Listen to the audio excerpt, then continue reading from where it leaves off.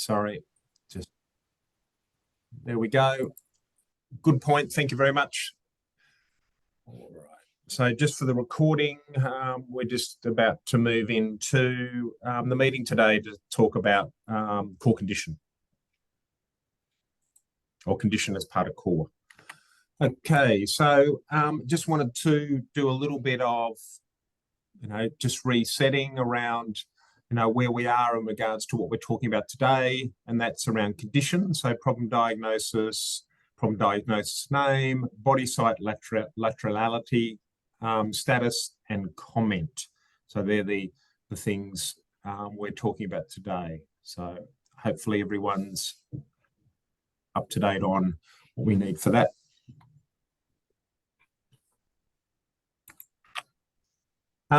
So just a little bit more to go over that. Obviously, what we're looking at is, again, identification of the problem or diagnosis by name. And these currently are all in as must-haves. For instance, when we're looking at those things from a clinical finding value set. So obviously things like asthma or the examples here are sprain of ankle. The body site, there's been, in previous calls, a fair bit of discussion around body site. Body site here is, again, another point, and I want to go into a little bit of detail around that today. And Brett, I'll call on you because you've put in a JIRA around some of those comments as well, if that's okay. So I think there should be some good discussion around that. Status, obviously, that is actually around whether, is current or inactive, and what we're looking for in that space. And then comment, which really does look around potentially just some narrative, but primarily going to be free text, we believe.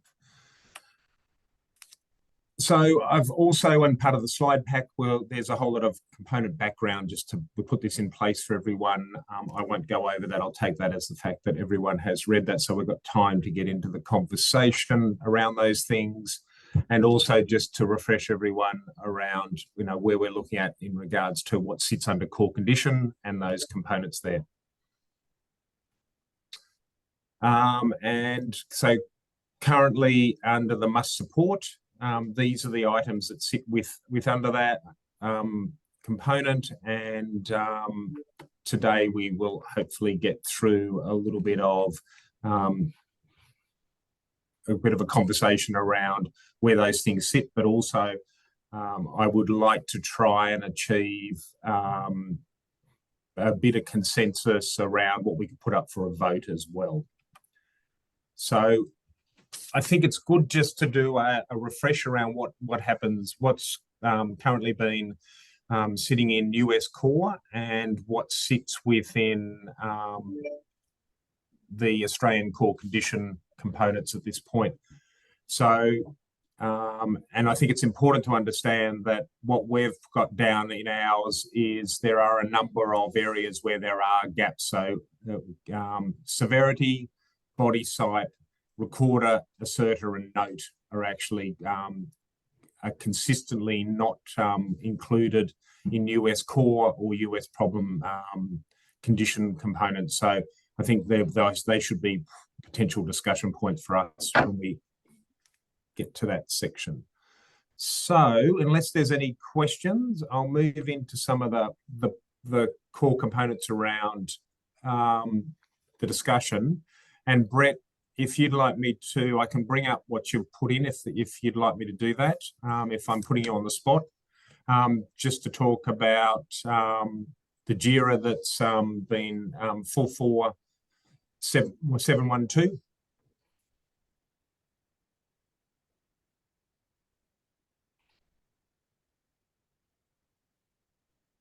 Are you able to?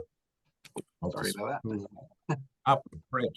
Can everyone see that, or do I need to reshare, Philip? I'm putting you on the spot. All right, everyone sees that. We can see it. I can see it.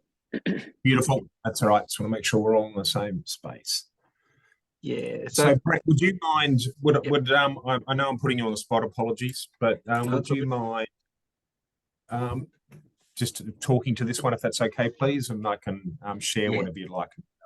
Cool. That's good. Yeah. So basically, we've had some previous discussions about body site and laterality in general at connectathons and other things. So yes, this was sort of coming back on that topic, particularly for condition, and trying to choose a pathway, I guess, for how this pans out in condition. So what at the moment we have condition body site marked as must support in the current publication of AU Core.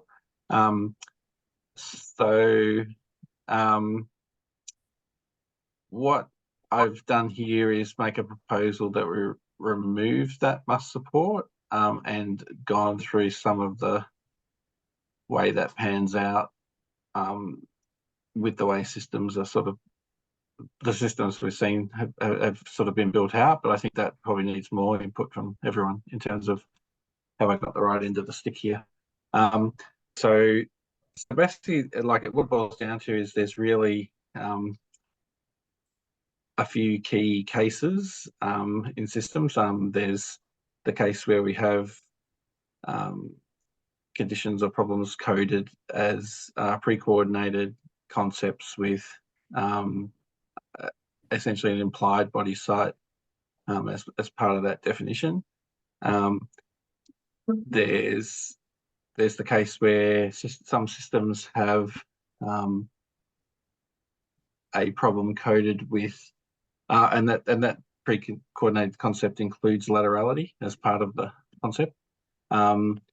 There's also some systems that have problems coded where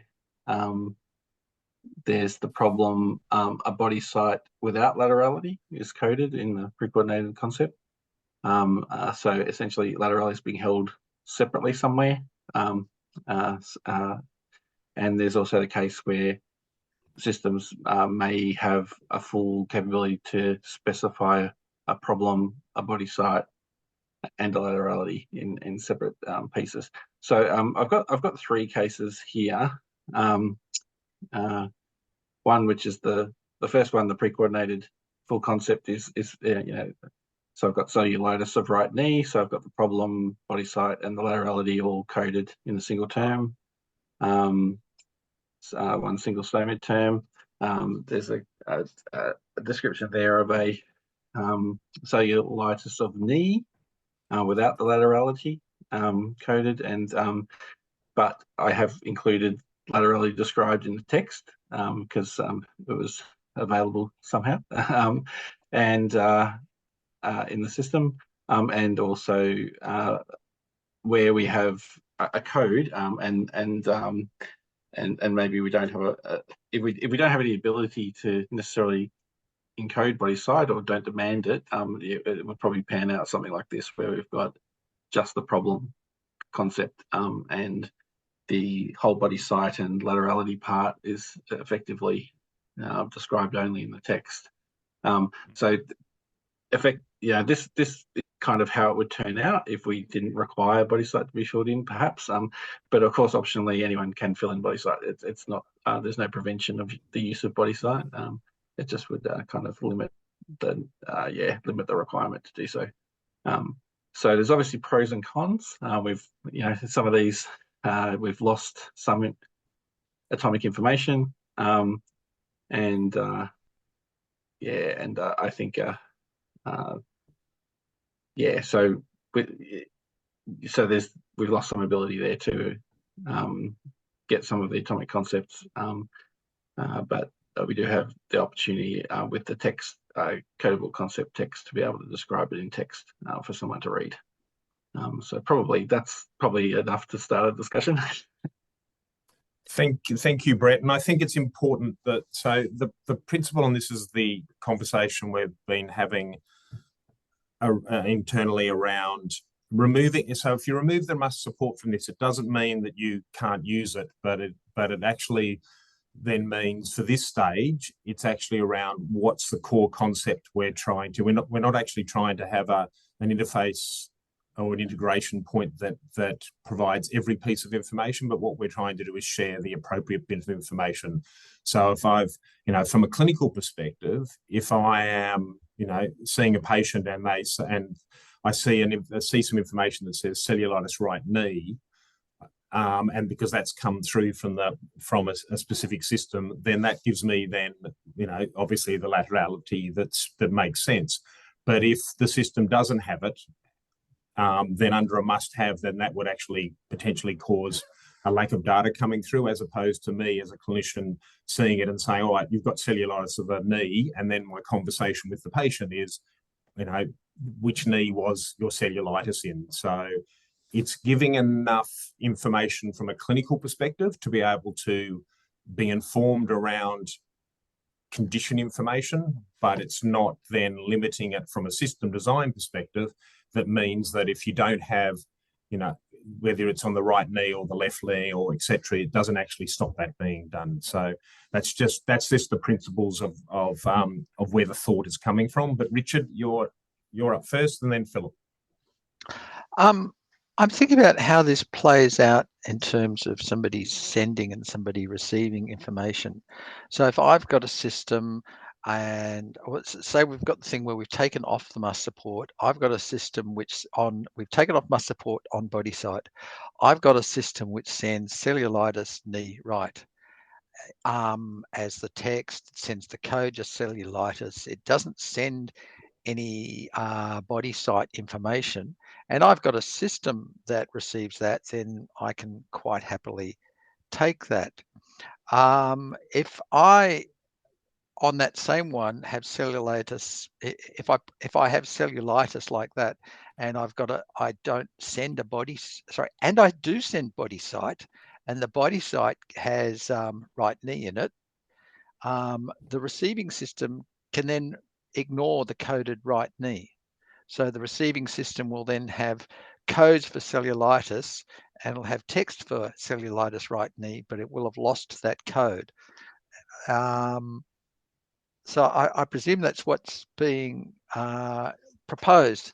Then likewise, if I've got a system and my internal system only has the coding of cellulitis and doesn't have right knee in any codable format, then my system could only really send cellulitis, and it wouldn't have to put anything in body site because it actually has no body site information.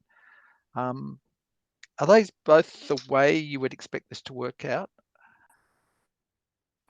Brett, I'll let you jump in first because I can also happy to answer that. And I think, Richard, you kind of hit it where, yes, we are kind of coordinating of, do we need to have everyone be specific enough to support that body side element, so that if we're saying this is must support as a receiving system, you are now obligated to use it, to receive it and use it as a sending system or a server.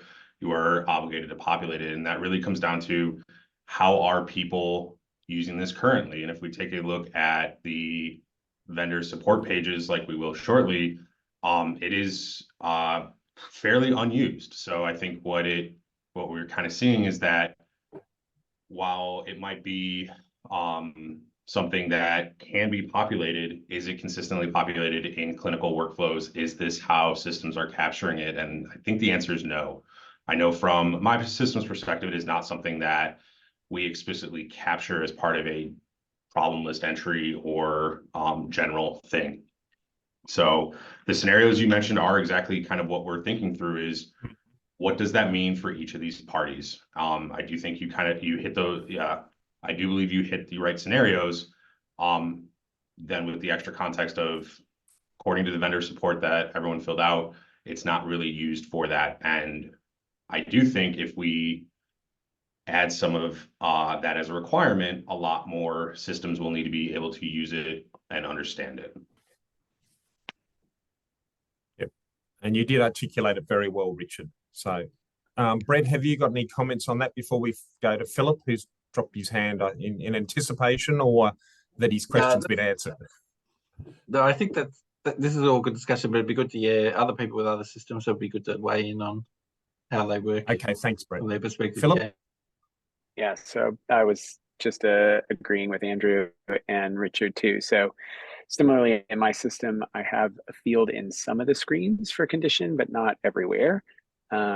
just because of some different terminologies in use. And you know, I'll just be honest that we still have huge issues with clinicians putting in a diagnosis or problem a lot of the times, even though it's not very hard to do, in my opinion. But adding in, you know, sites, et cetera, sometimes that would be, in my system, that would be a secondary diagnosis, because you kind of, if it's not pre-coordinated, then to add in all that extra piece, it would go into a different part of the data model for the SNOMED piece. So I'm in full support of it not being a must support. Happy to share it where clinicians documented it, but I don't want to force it upon every single diagnosis entry, which is essentially, well, I guess we don't have to in the must support, we'd have to accept it, but I wouldn't want to force it on other systems essentially to pass me that information if I wasn't willing to do basically the same.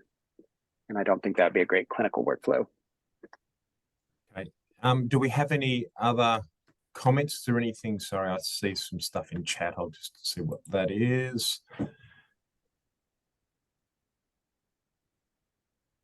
I think for David, I think for I wouldn't be using information I got from another system to actually fire a laser into someone's brain from that body sort point.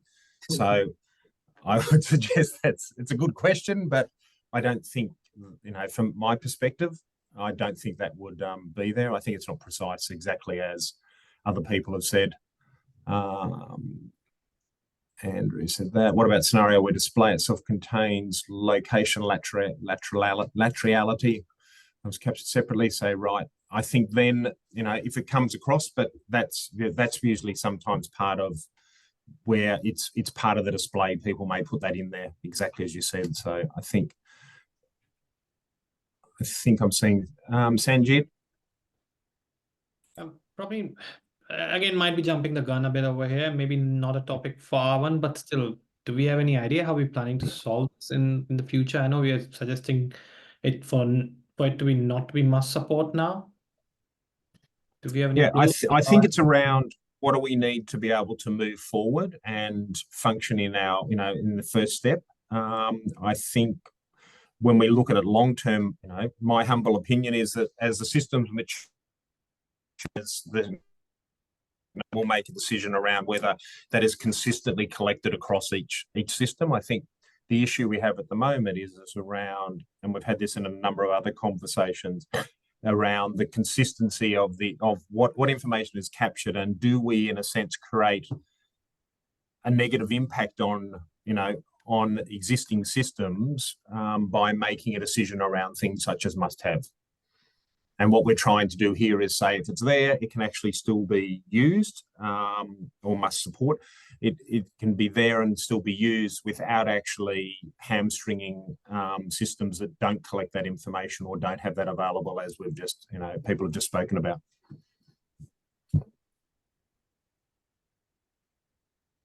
If I've got a system which, say, stores the code, and if my system has the code and no special text about body site and separately stores body site as a separate field, and we drop the must support, that means if I only send code, I can only assume that the other person will get the arthritis. They won't get arthritis of left knee. So if I want the receiver to actually understand arthritis of left knee as opposed to arthritis, I'll have to take the code that I have in body site, or take the information that I have in body site, and supplement what I have in code.text to carry that information so that the other person will be able to receive it. Or alternatively, choose a more specific code to have arthritis of left knee put in that. So that, I mean, there may be nobody in that group, but one of the things it's saying is, if you have all of your data coded and you haven't put it into the text fields, then you will have to usefully send the stuff, take some of your coding and supplement some of your text fields. Does that sound right?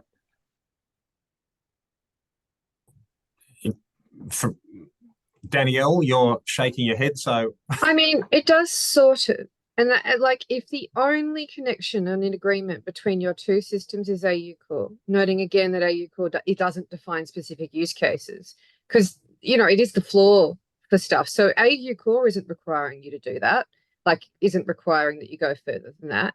But very likely, you're going to be satisfying a particular downstream use case. And I think that downstream use case could be saying, this is how this works, but it's not a floor requirement set by AU Core. So I think we need to be careful of thinking, oh, that means that it's always the case for every system. That's how that works. Well, no, if the only agreement between your systems is AU Core. Yep. All right, Brett, you had your hand up next. I'm very happy to yield to Heather, who's been waiting. All right, Heather, please. Okay, afternoon, everybody. I would just like to put my 2 cents in about having the separation of body site and laterality, and I would not recommend that. I think it's arduous from the point of view of clinicians having to enter, and probably if we can't even get diagnoses entered reliably, then getting that level of detail is probably not achievable. This is a global problem. This is not just something that's for this group. I don't think anyone's solved it. And any discussion that I'm involved in internationally is still kind of dealing with this kind of thing, and we don't do it well and we don't do it consistently. But I think where SNOMED would add a huge amount of value is to be able to create a value set of laterality with the body sites that are lateralizable, if that's a word, because that is finite. It is pretty much finite. And if we could get a high quality value set that gave us left and right, everything's that are left and right, and everything that is just singular, as in a singular value set, I think that would actually be quite a fabulous thing that would be usable anywhere, or many places globally and throughout our system. So then I would just caution that laterality should not necessarily mean bilateral. And I think SNOMED gets quite confused around that. To have arthritis of bilateral knees just doesn't make sense to me, but a bilateral diagnosis of bilateral knee osteoarthritis makes sense. That is a diagnosis because it's an assessment made by the clinician. Bilateral is not a body site in our usual language anyway. And if we were to do that, needs to be further considered with the clinicians. So when you talk to terminologists and technical people, they often try to put bilateral in because if it's left and right, that it should be both. And I think we need to think very carefully how clinicians want to record things. Is it pneumonia of both lungs, or is it pneumonia of the left lung and the right lung? Is it bilateral pneumonia? And we have to look at these kinds of things and actually reflect how clinicians want to record it, and then support the systems to be able to do that. Not easy, and as I say, universal problem, but I just want to raise it here. And let's not go down the body site and then separate laterality, please. I think that's an easy win, or exclusion, if you like. Leave it there. Thank you. Thank you, Heather. Brett. Yeah, so yeah, and taking Heather's point, I'll just drop this link. This is a SNOMED Odyssey that Matt Cordell from FHIR helped me explore some of those ideas of getting information out of SNOMED and having those terms available for body site. So I think we're kind of in a position of about saying too, like, are we asking systems to add this capability and expand what they do terminologically to achieve R1, and so I think that's probably, a bit of a barrier if we are asking systems to do that. So I think having dealt with some of the GP systems before, certainly laterality is collected separately from a problem code, and the only approach I could ever really take was to sort of add it to the textual description, and I would be very much against it adding any other mechanism just to store laterally by itself as well. Like Heather said. Anyway, that's all. Thanks. Thank you, Brett. Is there any other comments?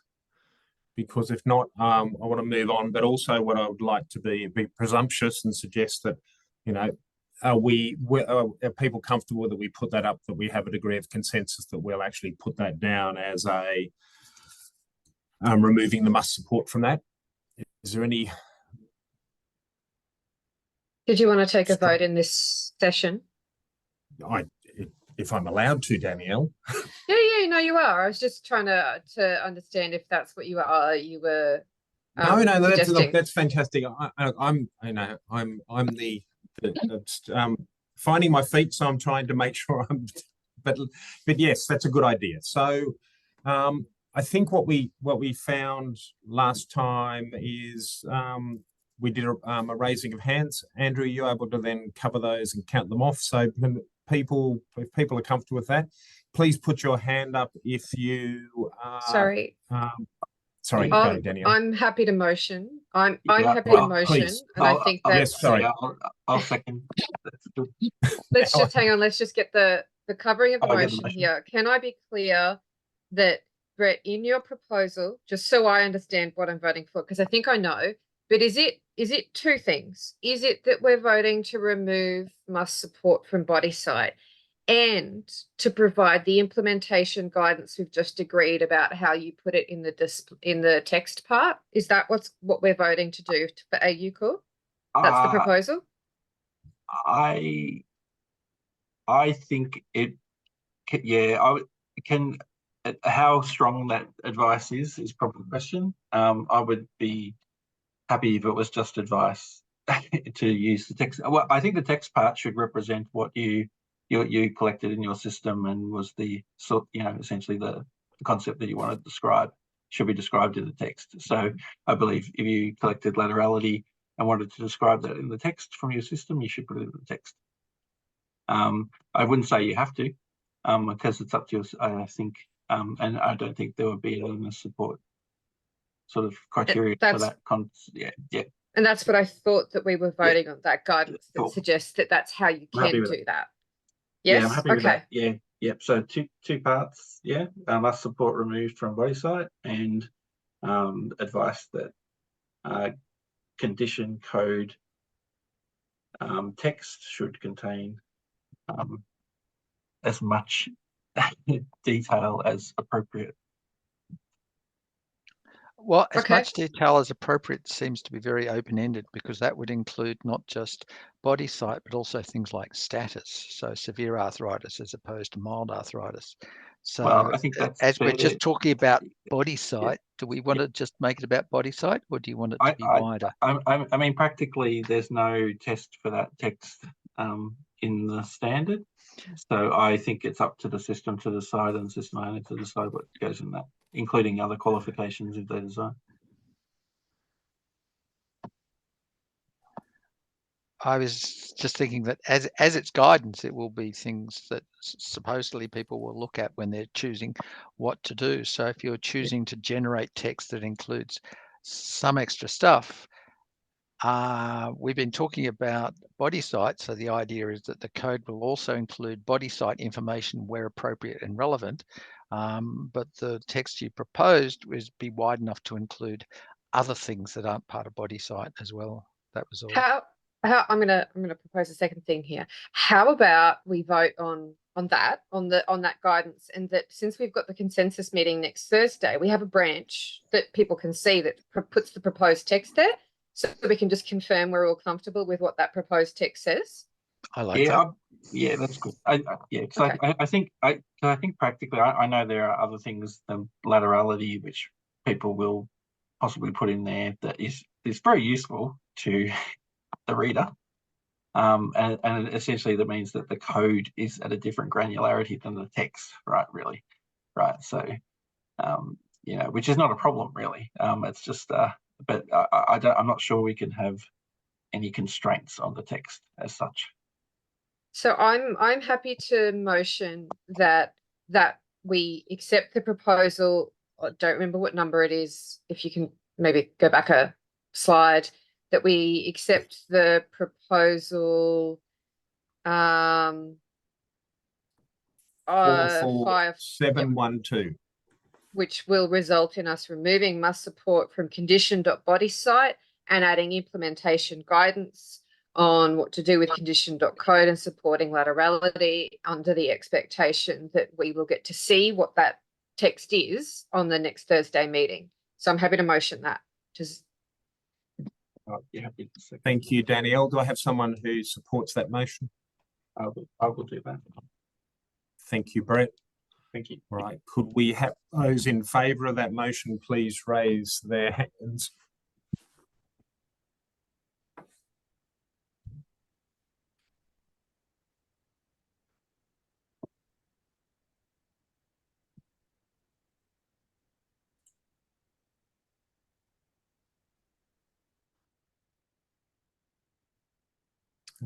Okay, thank you.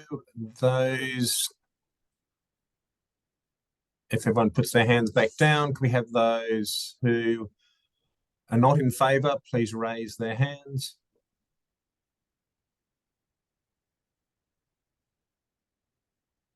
Thank you, and we'll take everyone else as abstain. Thank you. All right, thank you for that discussion. I think that was very helpful and appreciate everyone's input into regards to that. The other one I wanted to have a conversation about was, and Duska, I'm putting you again on the spot, was around the AU core specific set for condition.code. And okay, I simply moved that ticket from GitHub to Jira. It was originally raised by Ruben, and I can see Ruben's in the meeting. So Ruben, you're here. Yeah, sorry, you were down as the only person on it. Sorry, apologies. Ruben? No. I'm here, mind, sorry. Thank you, Ruben. I know you'll have an opinion.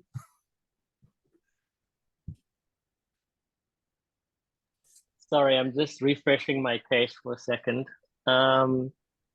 Specific suggested extensively.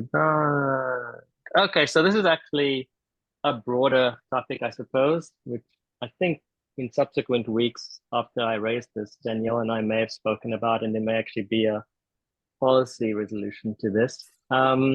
So at a high level, when we've got profiles in AU Core or any HL7 Australia FHIR IG, and it's a code, one of the data types which can be coding, codable concept, you can bind it to a value set. And if you look through the IGs, those value sets tend to come from either HL7 International, if it's an HL7 International value set, or the NCTS or an HL7 Australia value set, which is usually part of the IG's artifact itself.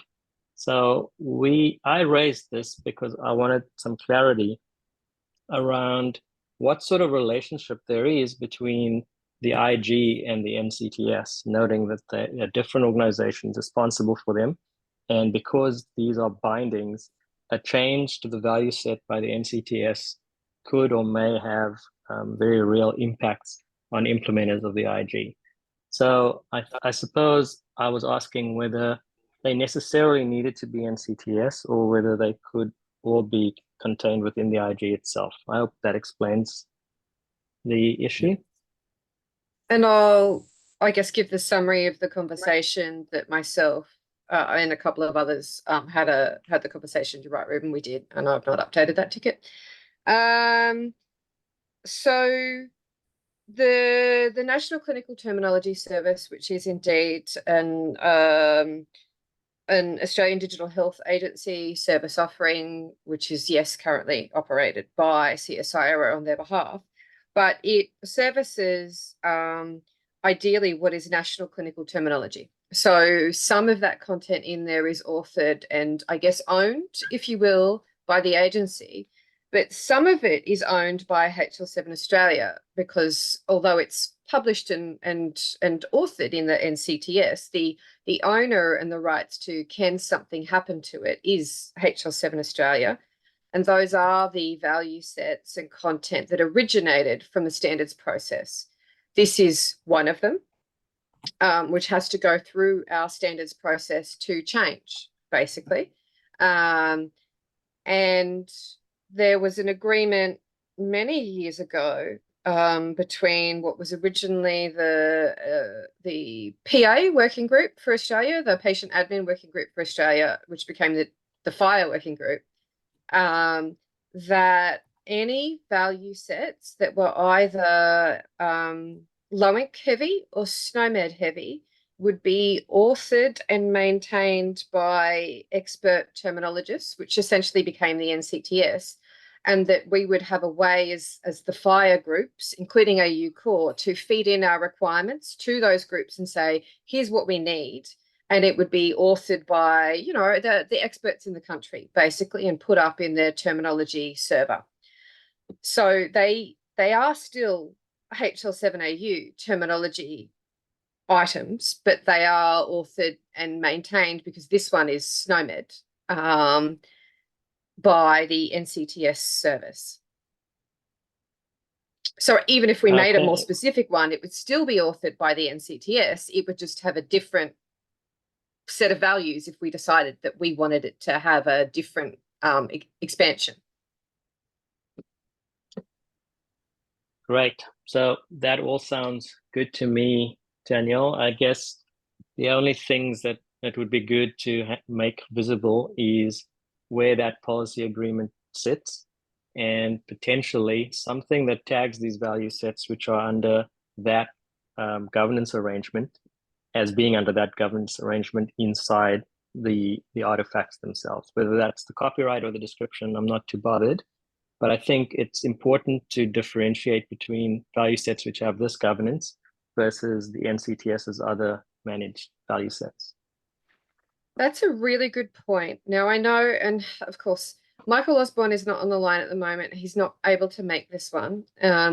And Michael had been working on, and I'm even trying to see if I can find it, a set of terminology principles, and sort of working also with HL7 Australia about those to define the principles about where things live and who owns things. That hadn't yet considered that there would be a way to tag in the actual terminology resource itself I guess the owner or contributor of that. HL7 Australia isn't the only one, of course, because NCTS publishes the RCPA content, and that is RCPA's content. So I'll take an action on Michael Osborne's behalf, or let's give Michael Osborne an action, and I'll tell him about it to go to the NCTS and put forward this requirement and see what they can offer. Sounds good. Value set has an element called endorser, which might fit and might not. So there might actually be spaces there that could do this. Is that an R5 element?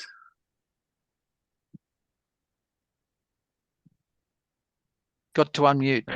Yes, it is, because it's got a TU next to it in R5. So it's almost certainly an R5 element. So yeah, I guess it could be pre-adopted into our R4 stuff. It could. There's an extension mechanism for doing just that.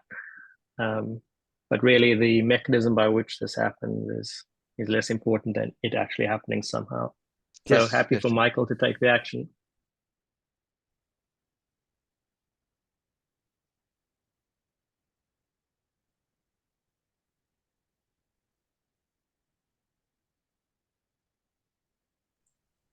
Thank you, Ruben. Are there any other? Richard, are you oh, it's just your frame looks like it's your hand up, but just to me, so apologies. Is anyone else comments? Do we want to put this, does anyone want to raise this potentially for a vote, or what would you like to achieve, Ruben, out of your codes condition.code suggestion? I'd suggest that if the governance and policy arrangements matter can be handled separately as a blanket thing, then at that point we can resolve this ticket as being resolved elsewhere.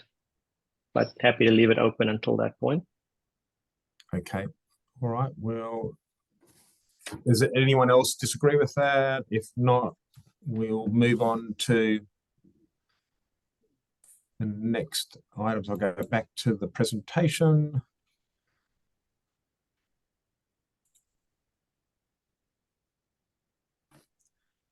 Okay.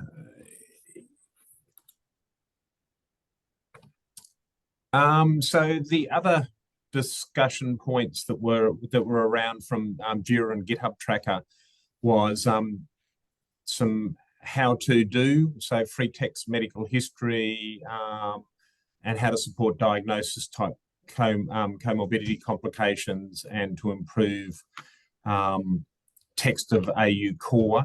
I'm just looking at time in regards to the ability to go over those, but they're actually,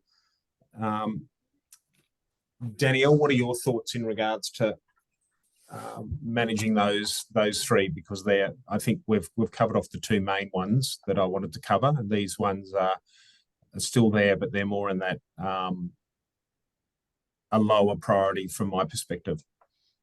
Okay, I'll start with the easy one, which is the bottom one, the one about improve the text. I think we've got a note there that the latest status was wanted to test out some phrasings and what works for people in the connectathon. And so I guess that would form part of a breakout if we're assuming we're going to have a breakout around this. So that's, I'm not so sure we need to talk about that in a consensus meeting. We can just get some wording put that off to that one. I'll just say probably the FHIR work group would be interested in that business as well, generally.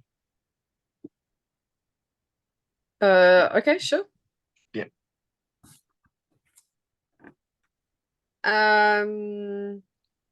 The next one, the how to support diagnosis type, that's something that Ruben raised, and so I guess we should indeed like discuss, have feedback, look at something. I'm not so sure it is a higher priority, but we'll need to, I guess, understand that as a group. I don't know if it would go in AU Core 01. We can find out. The top one though is a priority. It's a larger issue. It relates to procedures and conditions, and our tension, especially with the AU CDI, between having two things: the problem diagnosis summary and procedure completed summary, and what is medical history and what happens when you have medical history that is free text. I would imagine, and I'm happy for people to comment otherwise, especially, but I would imagine that this is a thing that we will have to deal with, like free text medical history, basically. So correct. Yeah, so, and I think it is a thing. Oh, Brett, you've got your hand up. Yeah, I think there's a few pieces to this. I think one is, in a medical history, can you tell, are you able to indicate, even though it's free text, whether it's a procedure or a problem that you're recording? That's one thing. I don't know any systems that do that, allow you to do free text but still indicate one or the other. So and does it matter what we do with the data? And I guess also that the other thing is, I think there's some assumption that each entry, each condition is an individual entry. So I think there's the case of what happens if we have a large slab of text that's essentially a narrative on the problem as a problem list, and I think that's a different problem. So I think we probably need to advise people on the appropriate thing to do.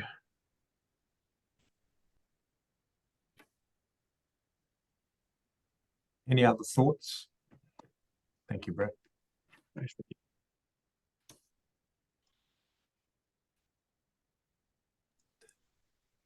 Because you're right, Danielle, there isn't, as a whole, most of the medical history usually comes as part of a discharge summary. Most systems are actually around which occasion a service is actually, it's about discharge information as opposed to chronic illnesses or, you know, other medical history, and about the validity of the medical history. You know, is it important that I broke my leg when I was 5, you know, or is it important that you know that I had a closed head injury from a car accident when I was 15?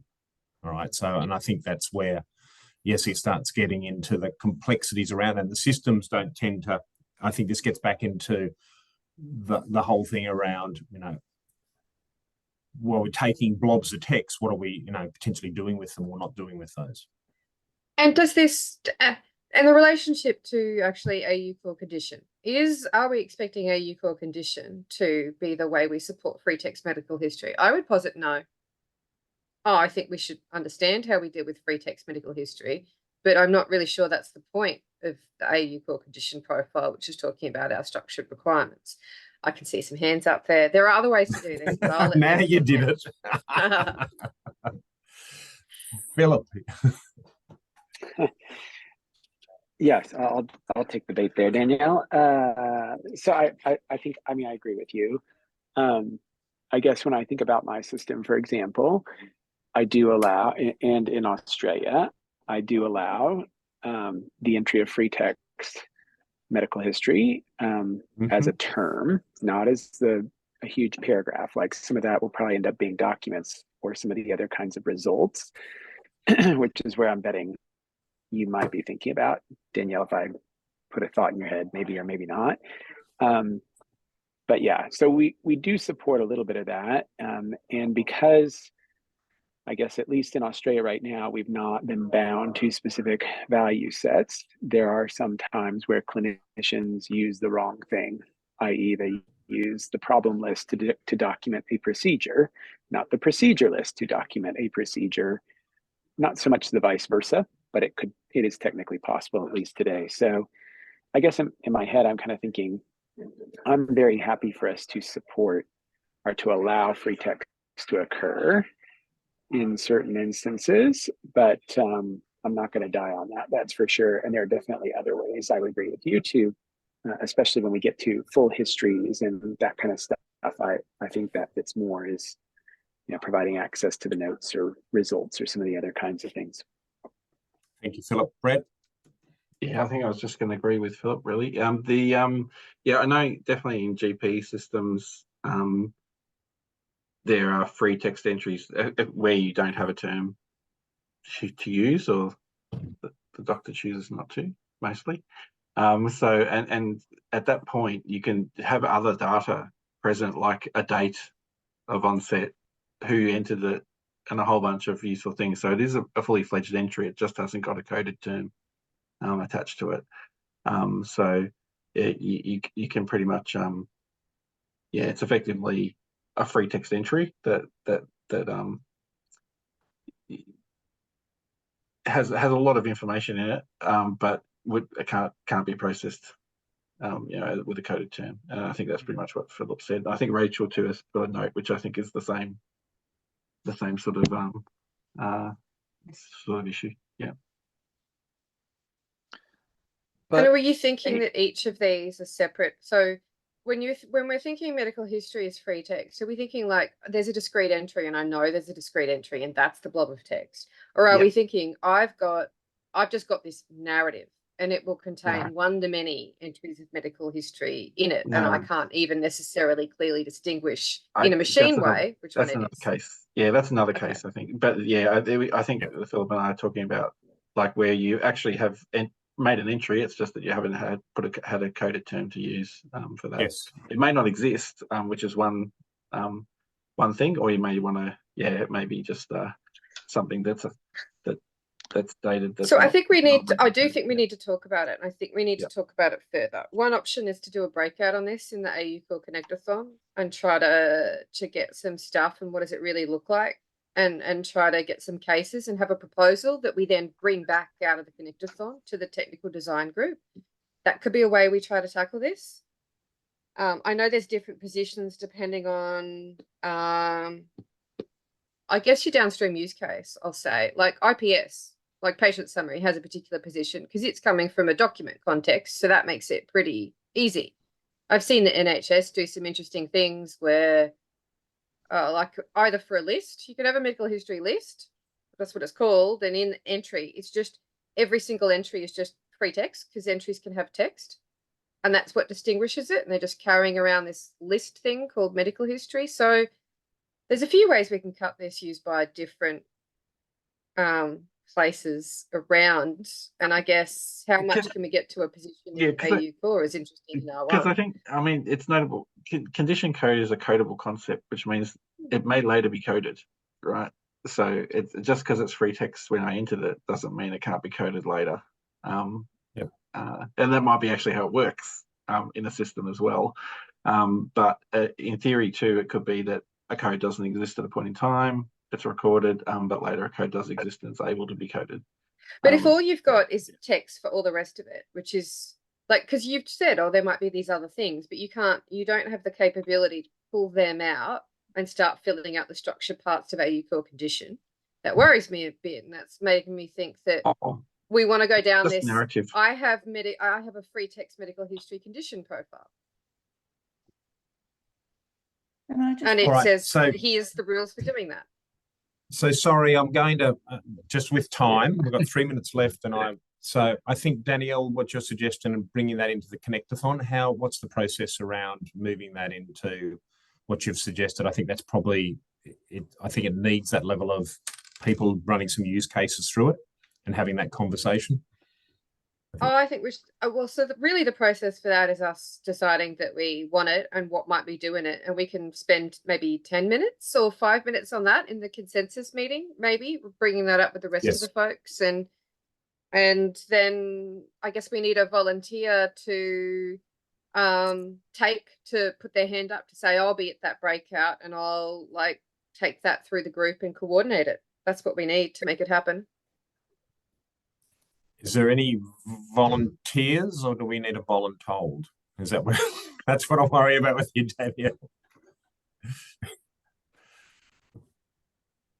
I mean, we could put it again to the TDG and go, hey, we want to do a breakout on this. But the prerequisite for that, of course, is that you have someone who's prepared to coordinate that session and see who will come to it.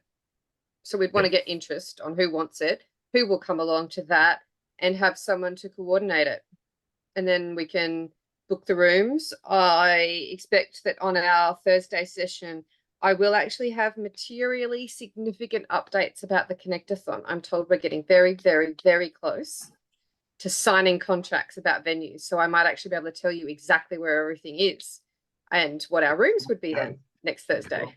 All right. So should we do that offline and then put that back, because obviously we haven't got anyone who's put their hand up. Just wanted to quickly, also cognizant of time and want to make sure you're out. So one of the things that this is the vendor feedback we've received so far. So thank you to the 5 groups that have provided vendor feedback. I think it's quite interesting, and myself and Andrew were talking about this, in the fact that no one has recorder in their system, so that's actually not component part in there.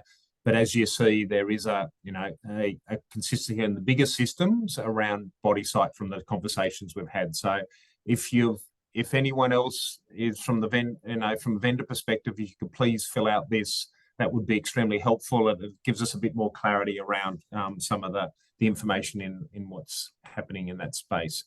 And then, as I said, just to reinforce again, what we've said about those things and where the differentiators are between what is sitting in our AU Core condition component versus US and IPS and IPA. So I will move through to the condition next meetings.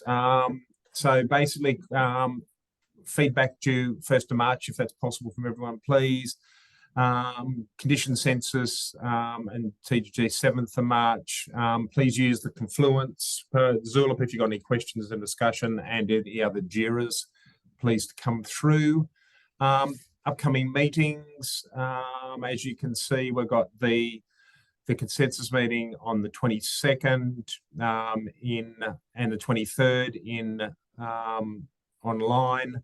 1st of March, obviously, we've got some ballot components coming through, and then we've also got the 7th and 8th as well.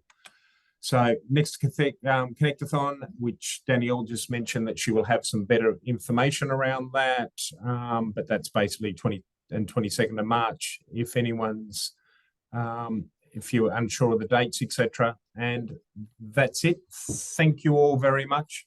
Appreciate everyone making the time to get on the call today, and apologies for going over by a minute. So again, thank you, and great discussion, and appreciate everyone's contributions. Thank you. Thanks, Chair. Thanks, Chair. Thank you.